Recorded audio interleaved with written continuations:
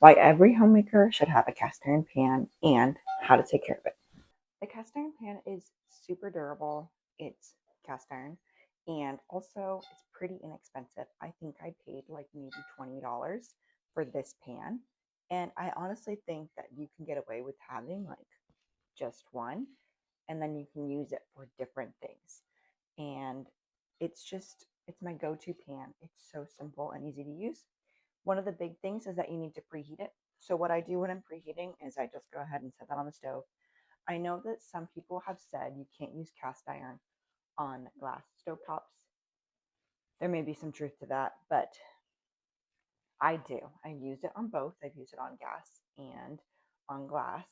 And so I just put it onto the stove and I turn on the stove to medium temperature.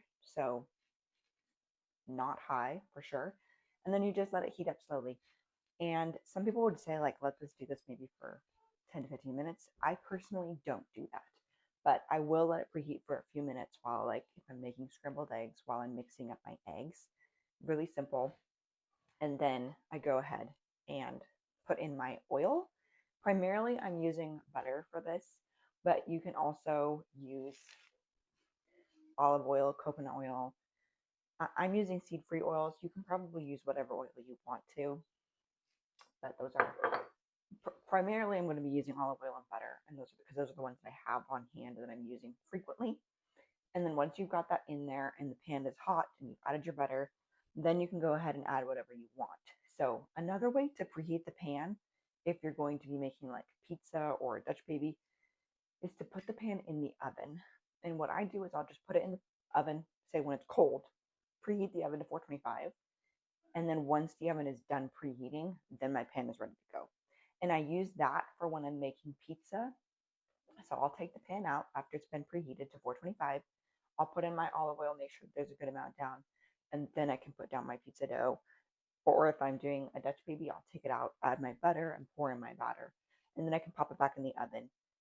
And I also have used my cast iron pan where I'll switch it from the stove to the oven. So I'll start like sauteing something so I can get that crispiness on the stove top, and then I'll pop it in the oven to finish it off. I have used my cast iron pan, I would say up to 450. I think it's probably safe to use above that as well. But it's an awesome pan. I use it so much and I use it for so many things. So, how to take care of it? Let me show you that. Let's talk cleaning.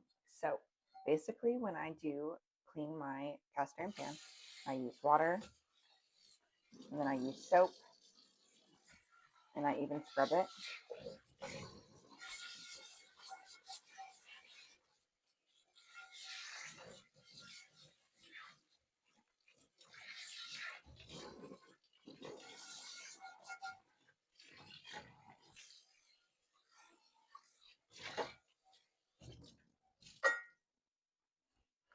And then I make sure to dry it off.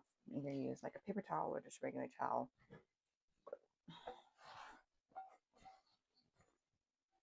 Get it nice and dry. Everywhere.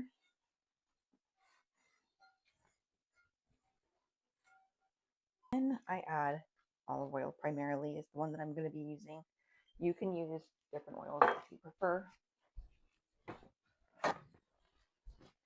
I just rub that in with a paper towel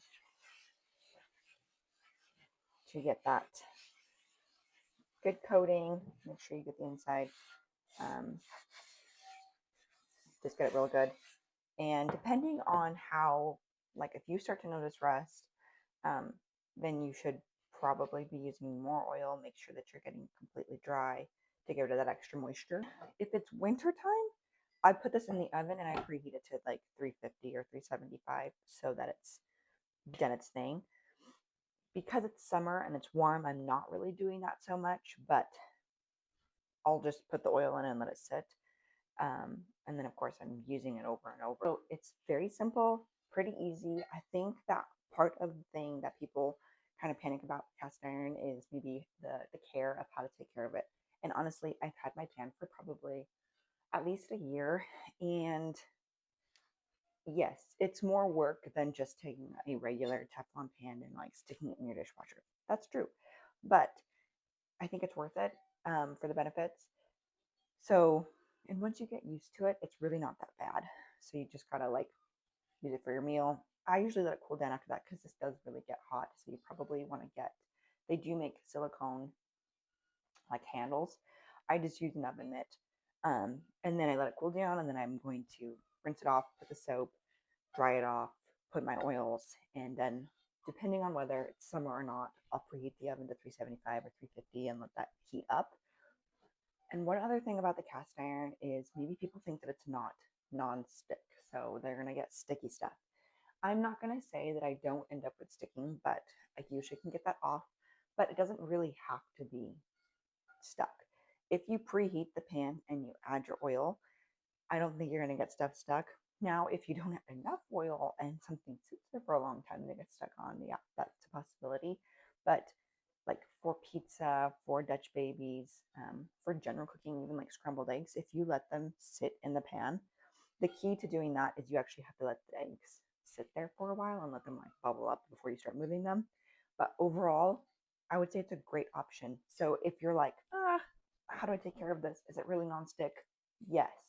But you have a little bit of a learning curve in terms of letting it preheat in time, adding your oil so that when you add your food, it doesn't stick. But overall, I just really like the cast iron pan. I think it's a great pan. And I use it so frequently and I use it for so many things that I just think it's a really good option. If you're like, oh, there's so many different options and so many things to choose, what should I get? If you get one pan, get this pan, get the cast iron pan. It's awesome. Highly, highly recommend.